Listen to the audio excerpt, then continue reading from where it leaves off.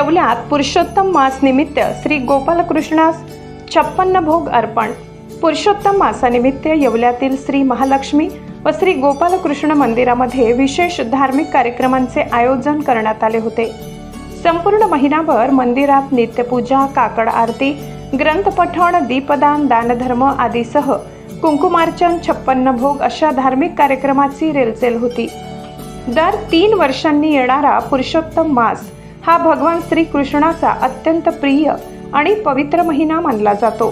त्याचे औचित्य साधत शुक्रवारी मंदिरात द्वादशी निमित्ताने 56 भोग अर्पण करण्यात आले। त्यात सुकामेवा, मिष्ठान्न, हंगामी फळे, दही, लोणी, ताक आदींचा समावेश होता।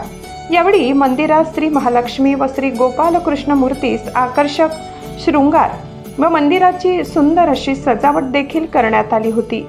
सायंकाळी अनेक भक्तांनी प्रार्थना करण्यासाठी आपल्या महत्त्वाच्या इच्छांच्या पूर्ततेसाठी मंदिरात येऊन मनोभावे दर्शन घेतले।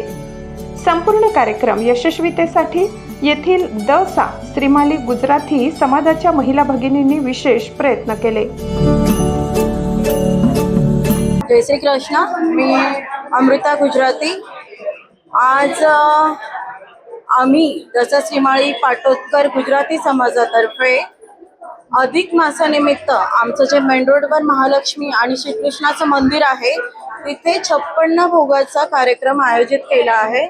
अधिक मासामध्ये म्हणजे असं पाहायला गेलं तर नेहमीच कृष्णाला 56 भोग अर्पण करण्याचं खूप महत्त्व आहे आणि तसं पाहायला गेलं तर गुजराती समाजामध्ये श्रीकृष्णाची सेवा जास्त असते। त्या निमित्ताने आम्ही सर्व समाज बांधवांनी 56 भोग सगळ्या घरून असं 16मध्ये सर्व महिला भोग घेऊन आले आहेत आणि इथे सर्वांनी ते 56 भोग श्रीकृष्णाला अर्पण केलेले आहेत आणि एक आनंद वाटतो की एकजुटीने आमची सर्व समाज बांधव प्रत्येक कार्यक्रमाला हजर राहत असतात आणि आनंद घेतात। मी गायत्री गणेश गुजराती।